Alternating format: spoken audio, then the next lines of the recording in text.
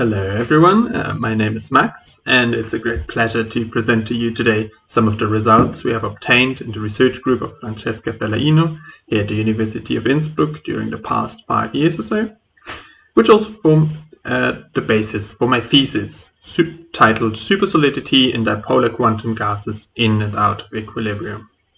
Alright, let me start with the most general question. What do scientists actually do? Well, we try to expand knowledge.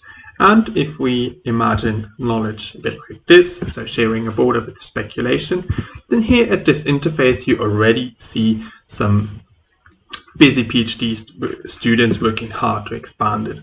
And let me also stress that science itself has two parts. The first one is, of course, making new discoveries, like famously here Galileo Galilei, who discovered the moons of Jupiter.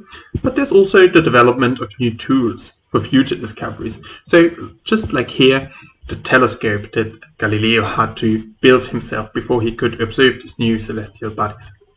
And also me, myself, during my PhD, I had the pleasure to work on both of these aspects. And to make everything a bit more transparent, I will use this symbol here to indicate who built something. Alright, so a PhD sounds fun to do, but how should we imagine a PhD? Well, we could think that a PhD is a bit like a 100 meters run. So we think we know more or less what we signed up for, but it's probably going to be exhausting. Well, alright, we move to the start line. At my start in Innsbruck here, this was the erbium dysprosium team. And as you see on these photographs here, taken a bit after I started, also large parts of the experiment already existed. However, you will see that both the team as well as the experiment have in the meantime changed and grown substantially. Alright, we started our PhD run, but this didn't go as planned, because the racetrack is already blocked. So, well, we have to take a detour. And we'll see what comes along the way. I'll try to explain some of the background physics. Our subject is dipolar quantum gases. So, let's go through that step by step. First, a gas. So, we have to remember that microscopically, a gas is an ensemble of many particles which can whirl around and scatter off each other. And in a gas, there's typically so many particles that we need tools from statistics to describe the gas properties. Also, by definition, a gas is dilute, so the interparticle spacing is large compared to the interaction range. And one consequence of this is, for example, that a gas is compressible, unlike a liquid. Secondly, our gases are dipolar. So we work with the lanthanoid elements erbium and dysprosium, which possess an unpaired F-shell electron that leads to a high permanent magnetic dipole moment. And this has a very important consequence, as we will see, because due to this, between two dipolar atoms there's two types of interactions. The first one is what we call the contact interaction. This we can imagine a bit like billiard balls. This interaction is short-ranged because these billiard balls only interact if they collide. And this interaction is parameterized by a single parameter, the S-wave scattering length AS, which we can imagine a bit like the ball radius. And importantly, we can tune this S-wave scattering length AS via the magnitude of an externally applied magnetic field, which you can use as a sort of turning knob to adjust the strength of this interaction. Secondly, however, there's also the magnetic interaction. So we also have to imagine our atoms a bit like these little bar magnets, which can attract when they are head to tail and repel when they are side by side. This interaction is long-ranged, and it depends on the relative orientation. And as a consequence of this, the energy associated to this interaction is heavily influenced by the Trapp geometry. Now, most of our experiments in some way or other involve carefully playing with the balance between these two interactions by turning our knob. Thirdly, we work with quantum gases. But what does it mean? I think the most important ingredients of what quantum means in our context are summed up in this little video here that I will show. So, here we have our ensemble of atoms, and it's a finite system, so the energy levels are discrete. Now we start cooling our particles down, and we see they get slower, but we also see that each of these little particles here is actually itself a little wave packet. And the colder this wave packet gets, the bigger it gets. Now, for statistics, it's important that particles which have bosonic wave function symmetry, they tend to accumulate in the same state. And if it's cold enough, we see that all these little wave packets, they collapse into this massive macroscopic matter wave, which we call a Bose-Einstein condensate, or BEC. And BECs, they can have many exciting properties, and one of them is, for example, superfluid flow, or flow without friction. Now, since the first speculations about Bose-Einstein condensation in 1924, it took around 70 years until technology actually allowed to produce a BEC in the lab. And this won the 2001 Nobel Prize for Carl Wieman, Eric Cornell, and Wolfgang Ketterle for the production of the first BECs of alkali metals. From there, it took another 15 years until the first BEC of a strongly magnetic atom, dysprosium, was produced at Stanford in the group of Ben Lev. And shortly after that, 2012, the first erbium BEC was produced here in Innsbruck by this group of merry physicists here. Now, me myself, I was already working on the second generation experiment where we bring erbium and dysprosium together. This is a drawing of our experiment, and the actual measurements mostly take place here in the steel chamber, which you see here. And now let's remind you that quantum objects like BECs, they are fragile and cold, so we need to protect them and isolate them under ultra-high vacuum. An experimental cycle starts in this tube on the left here, which is an oven filled with erbium and dysprosium source material, which we heat to around 1200 degrees Celsius. At this temperature, these atoms, they can evaporate off, form a gas, and then pass a series of apertures here to form an atomic beam, which we collimate here, and then we pass some valves, some vacuum pumps, and end up in this Seemann-Lauer here, where using a combination of magnetic field and laser light that's counter-propagating, coming in here, counter-propagating to the atomic beam, which we use to slow these atoms down. Until at the end of the Seemann-Lauer here, the atoms are slow enough that we can capture them in a magneto-optical trap using a combination of magnetic gradient and laser light. This is very nice because we can see it by eye. So here these two colorful clouds, here the red one, dysprosium, and the yellow one, erbium. These are our magneto-optically trapped atoms, each 10 to the 8 atoms in each of these clouds. You can see them by their eye. Let me also tell you that normally a mod, for its operation, it needs laser beams from all 6 directions. However, as we have found out here in Innsbruck, for erbium and dysprosium, there's parameter regimes where you actually need only 5 beams. So you can spare this top beam here, which is convenient because we can bring imaging optics very close, as we will see later. Now, after this mod step, our atoms are finally slow enough that we can trap them purely optically. And for this, we exploit that atoms are attracted by infrared laser light, red-tuned laser light. So if we have here our chamber from the top, we send in infrared laser beams from this and this direction, and here at the intersection we can trap atoms. This is a photograph actually taken in the laboratory, and as you see here, these 2 laser beams, and what we see bright here, this is actually trapped atoms which fluoresce. Next, we make use of the fact that evaporation leads to cooling. So just like for a cup of espresso, if we draw here our energy landscape, this is our trapping potential and this is the trapped atoms. And if we sequentially lower the potential barriers, the hottest atoms will escape and we will be left with a colder sample. And this we do until we get a BEC. Now, I've told you that we have both erbium and dysprosium in our oven. So the first research question that we addressed with this apparatus was, can we create a quantum mixture of them? And let me spoiler this straight away. Yes, we have managed to do this. And you might ask, why was this a surprise? They have erbium BECs, dysprosium BECs, so why should it be tough to make a mixture? The reason is the following. If you have three bosonic particles, they can collide, and in this collision a molecule can be formed, and in this formation process a lot of energy is released, so these products here, they are fast and they can leave a trap. And the rate at which these collisions happen is determined by three scattering lengths, the one of erbium, the one of dysprosium, and the one between the two.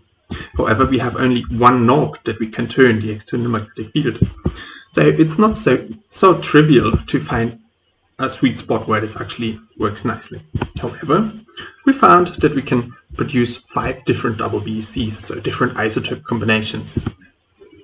We also created one to generate Bose-Fermi mixture, and we saw hints of first interspecies interaction, mostly repulsive in our case. If you're interested in the interspecies Feschbar spectrum, I can refer you to the thesis of Gian Maria or this publication here. So, great! Hooray, we have our first scientific result, but on the way, actually we had to overcome quite some unexpected challenges. Great. Now we have BECs of erbium and dysprosium, magnetic superfluids. But what's special about magnetic fluids? Well, and if we, as scientists, are faced with such a difficult question, we have a very specific way of approaching it. Typically, we first look what Google says. And if you do this, you'll find out that there's whole YouTube channels about magnetic fluids with amazing videos like this. So in this flask here, there's a droplet of ferrofluid. That's an oily solution that contains iron nanoparticles. And if we see that if we approach it with a magnet, this droplet splits up into this array of small, spiky little droplets. Amazing, right? Now, this can make us curious. Would it be even cooler to do this with a magnetic superfluid, maybe, like we have?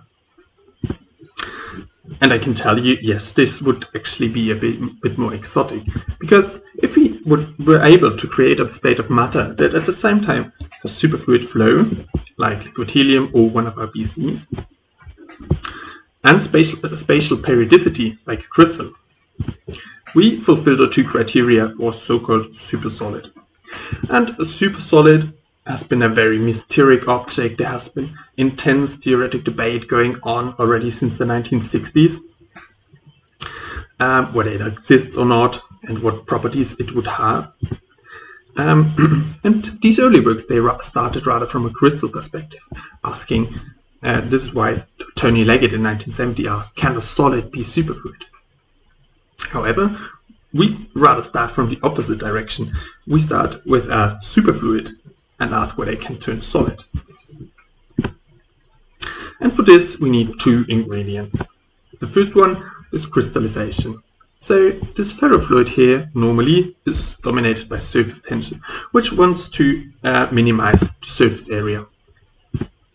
However, if magnetization dominates, like when we approach it with a magnet, it forms this droplet array here. And for the experts here, this is due to a Roton mode softening. So if we look at the dispersion relation of this ferrofluid here, you can describe it classically, and you will find that once this magnetization kicks in, this normal liquid dispersion here, it's modified. So this Roton mode here softens, and then we get a dispersion that looks more like this here, with a max on maximum and a Roton minimum. Now, I've also told you that in our dipolar quantum gas, we can tune the balance between the contact and the dipole interaction. So already in 2003, Luis Santos predicted that that playing with this balance here, you should be able to observe the same modification of the dispersion relation in a dipolar quantum gas. And now, finally, 3 years ago, this was for the first time directly measured in our group's erbium lab, where Dani did Bragg spectroscopy on an erbium BEC and saw this modification of the dispersion relation. So great, we have our first ingredient. Next, we need another ingredient, which is stabilization. And the reason is that for a long time it was expected that a dipolar quantum gas in this dipole-dominated regime would actually collapse because the magnetic interaction leads to an increase in density, and then you get lots of losses and you just lose a state. So it was a bit of a surprise when in 2016, in the group of Tilm and Pfau in Stuttgart, they discovered stable states in this regime here, which are now called quantum droplets. And and this effect, this stabilization effect, it was only later explained by theory. It stems from a beyond mean field quantum effect related to quantum depletion, which makes these droplets slightly incompressible and leads to the stabilization. Alright, so can these dipolar droplet arrays be superfluid? Well, there's a general difficulty, which is that these magnetic droplets, they repel each other, so by magnetic repulsion, so they tend to lose their density overlap. And when they do, the superfluid flow between them stops, so then we don't have superfluid anymore. Therefore, the crucial question for us experimentalists was, can we tune the balance of interactions precisely enough to create a state that's only very gently density modulated such that it can remain phase coherent?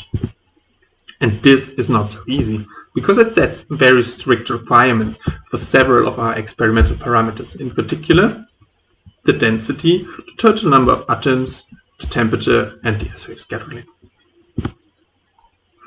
Alright, how to create a supersolid state in the lab? Well, let me tell you that it's relatively straightforward to calculate the T equals 0, so 0 temperature phase diagram for a dipolar gas. It looks a bit like this. So here we have our S-wave scattering length, and here we have the number of our condensate atoms. And if we calculate this phase diagram, we can distinguish three regions. The first one is here. This white region is the BEC region, where we expect our quantum gas to have a density profile that looks very regular, like this here. Next, we have this blackish region here, where we expect these isolated droplet states as they were found in Stuttgart. So we have multiple droplets, but there's virtually no density overlap between. That's why they're incoherent.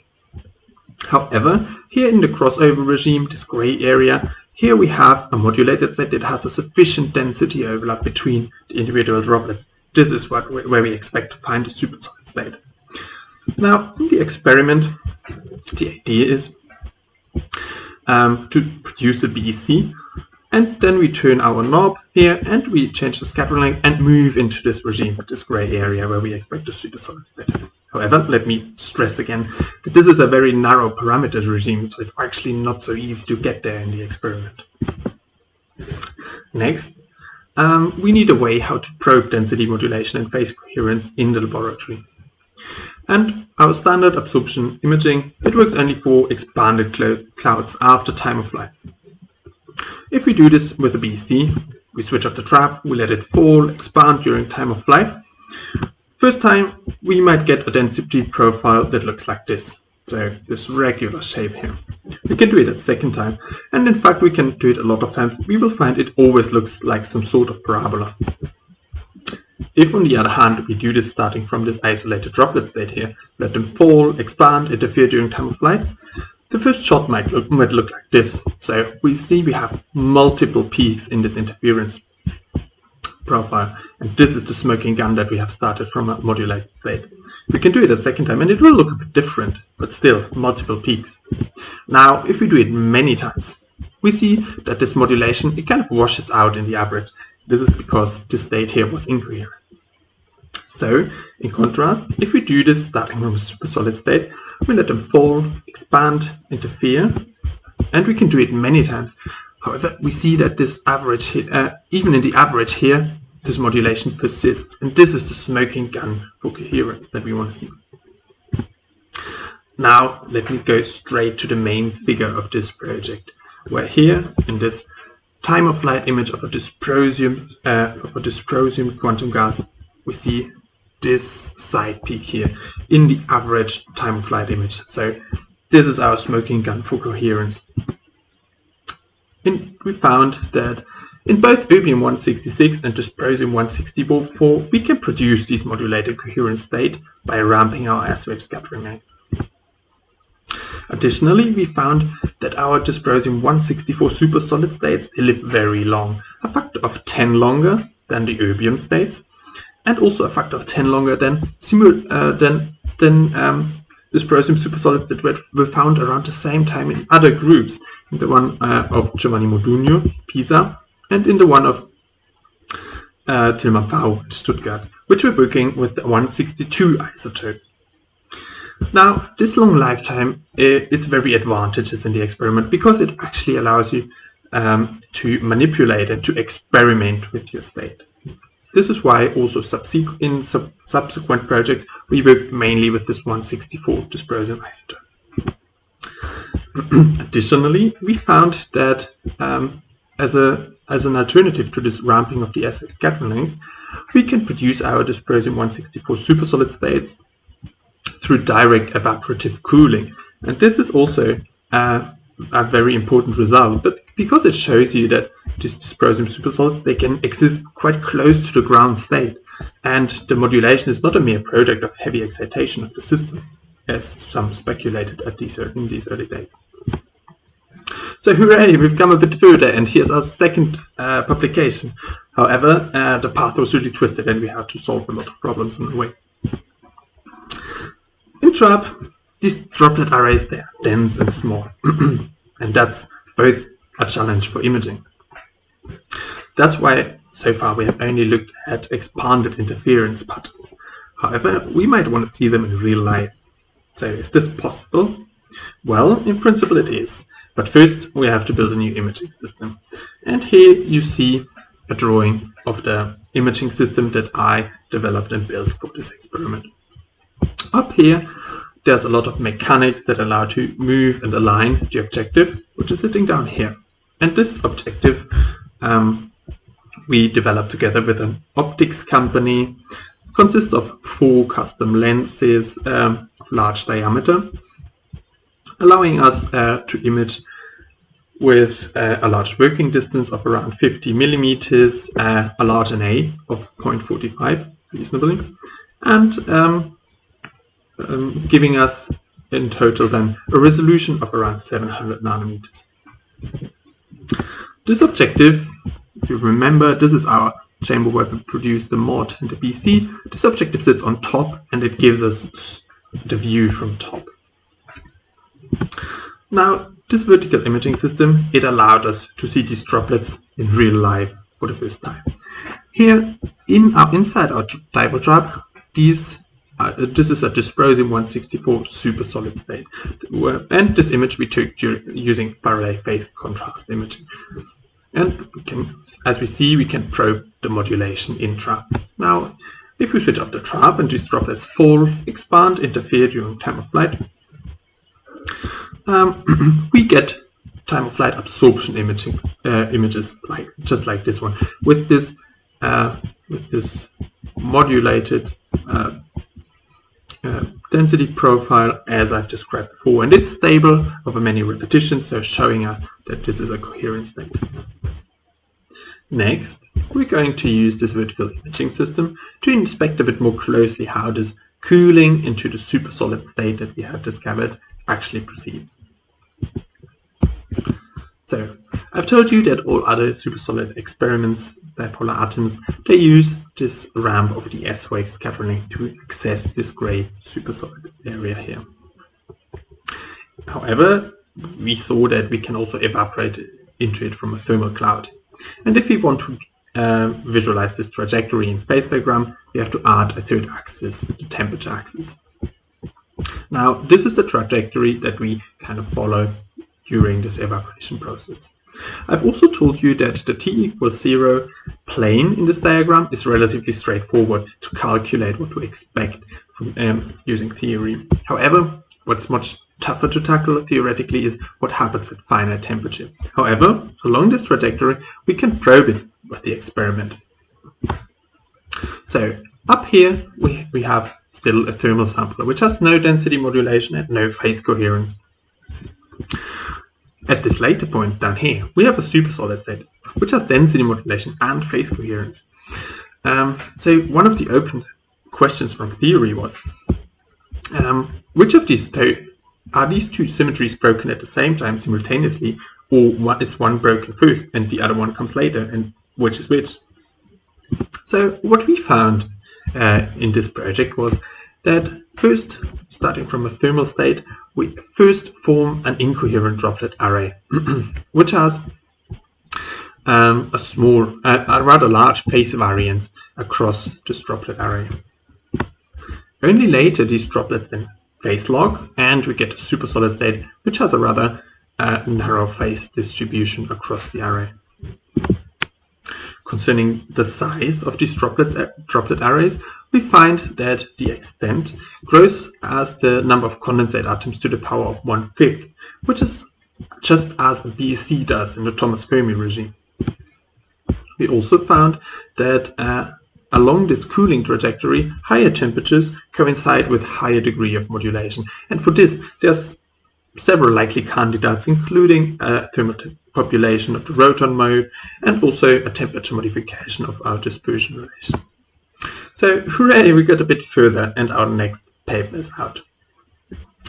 So far, we have concentrated much on supersolids, more or less in steady state. In our following project, we decided we want to look at how a supersolid reacts. It's pushed out of equilibrium. For this, we prepared a supersolid state of dysprosium-164 with a rather narrow distribution of phases across the droplet. Next, we use our turning knob, move more into the dipole dominated regime, where these droplets lose their density overlap and dephase over time. And this we see in the experiment, because this phase variance here, we see that it goes up to a high value. However, we found that this is a reversible process, because if we turn our knob back and these droplets, they can get in touch again, then they can phase lock again. And this we see in the experiment because the phase variance goes down again. And now, for those familiar with it, if we want to try to model this process theoretically, we find that the general behavior is very well reproducible using a simple rigid Josephson junction array model. So you just need some static coupled grains and some dissipation to reproduce this in general. However, microscopically, it's actually a very complex process what's going on. And you can get an impression of this if you look at this real-time simulation of the scrambling protocol, which I ran using code that was developed in our group by Gabriele Natale and Rick van Wijnen. You see that if we now look at the evolution of this density profile over time, you see that the position of these droplets, it changes, and there's exchange of atoms between them, and there's very complex dynamics going on actually. Hooray! Another very important result. And now the slide I will just flash. All dipolar supersolids created by us or other groups so far, they showed density modulation only along one direction. However, this is not due to a fundamental limitation, it's just technical, because it's very hard to get your atoms at atom numbers high up as this. So spending much time rebuilding dipole traps, and Claudia and Laudis have done a great job there, and using this vertical imaging system I've introduced, we've managed to take beautiful shots like this with spatial modulation along two directions.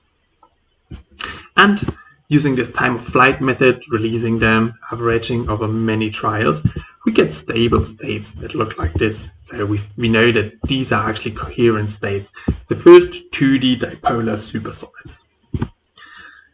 So hooray, we're almost done now. And in the final part, I will present to you another tool that I have been developing over the past years, which was the development of a quantum gas microscope for dipolar atoms. The motivation for this actually comes from solid-state physics, and we know that solid-state physics, it has abundant applications. None of the electronic devices we are using would work without them. However, there are still many unresolved puzzles, and the archetypal example always heavily overcited in this context is high temperature conductivity, superconductivity. And one reason why much is not understood is that solid state experiments, they have some serious limitations. So the electronic behavior of a material is determined by the crystal structure. And an electron that moves through this crystal, it sees a periodic potential that's created by the nuclei. However, in practice, this lattice, it will always have imperfections, and we cannot tune it continuously. We cannot make the lattice constant by 10% larger just because we want it. However, people have had the idea to model this electron in the crystal lattice by an atom in a standing laser wave. And this is now a standard technique, also used a lot here in Innsbruck in the group of Hans Christoph, for example. And if you combine it, this optical lattice with high resolution imaging optics, you have a quantum gas microscope. Now, why would you build this for dipolar atoms? Well, there's a lot of interesting research directions that you could address. For example, you could look at dipole-dipole interactions deep within a mod insulator state, or the formation of magnetic domains if you turn down your polarizing field. There's also, if you implement species-selective lattices, there's schemes that allow you your atoms to support low-energy phonon modes, and then there's a lot of ideas around. Now we're going to take a look at my design. So this is a side cut through the steel chamber where we have our mods and BECs. And the idea is to load this BEC into a transport beam and then shift it into a new module that I have developed. And of course here we need valves, we need vacuum pumps, and here we have some magnetic shielding, but the centerpiece is in here. So this is a glass cell with our microscope objective. And here you see a close-up, and you will see we will need loads of light paths in the end, so for imaging, for imaging our atoms, for trapping them, for manipulating them. And here at this intersection point, this is where we'll have our lattice loaded with our dipolar atoms. Now, some of the important features include this custom quartz cell with a nanostructure anti-reflex coating that was custom made for us. Here, some of the inner structures inside the vacuum made from Mako, and also here some milled quartz mirrors. And here our custom in vacuum optics, our microscope objective. And here, note on the first lens surface, we have this little mirror that allows to reflect off a lattice beam. Now, this objective, it has a very advanced optical design. I measured the performance. It's around 300 nanometers at both our imaging wavelengths, with a high NA of 0.9 to allow us to collect many photons and to give us short imaging durations, and at a working distance rather large of 2.4 millimeters. This gives us lots of optical access from the side. Next, I have developed this multi-layer mu metal magnetic shielding, which will allow us to shield the magnetic disturbances from the environment and therefore give us higher field stability, which I had to custom tailor and simulate using finite elements. Over here you see the glass cell during evacuation, and yeah, you see it really has this ship in a bottle design, and to get all these optics stuff into the vacuum, we also have to develop a lot of techniques, for example, indium sealing, glass to steel, and glass to glass, where I had a lot of help from Matt and Emil. This glass cell is now attached to the main experiment and pumped down and evacuated and connected, and you see that also there's a lot of other optics around, so the experiment as a whole has grown. Here on this side you see an air bearing stage that will allow us to shift the focus from one chamber to the other one and then move our atoms with it. To conclude, we've created doubly dipolar quantum mixtures. We found long-lived supersolid states of dysprosium-164. I've implemented this high-resolution vertical imaging. We've studied the life cycle of a supersolid created through cooling, studied the dynamics of a supersolid pushed out of equilibrium, created the first 2D supersolids, developed a quantum gas microscope for erbium dysprosium atoms, and now I'm going to tell you what we plan to do next. So we would like to speed up our cycle time using an additional, more narrow line mod step, as has been demonstrated in the lab of Markus Greiner. So far we have seen supersolidity only in erbium and dysprosium separately, but we have a mixture at hand, so we could look at supersolidity in a mixture as proposed in these references here. And finally, we would like to observe vortices in a supersolid as the ultimate proof for superfluidity. For the microscope, the next steps include the attachment, magnetic shielding and coils, implementation of transport, setting up and loading of lattices, and finally doing science. Oh my god, we're so close to the finish line now. Turns out a PhD is much more like an ultra trail than 100 meters run. And this was really exhausting. Sometimes you really need some extra help to make it to the end. And these are the people who carried me over the finish line, and without their help it could have never been done. But there's one last point. We're not alone. Because today's experiments, they are so complex. Almost no project could be finished without feedback with theory and running computer simulations, and a lot of things we can do ourselves, but still sometimes we have to ask the real experts out there. So I need to thank our many collaborators. And with this, I'm now really at the end. I want to thank all past and present members of my team, friends and family for their support. And with this, I'm looking forward to questions if there are. Thanks a lot, guys.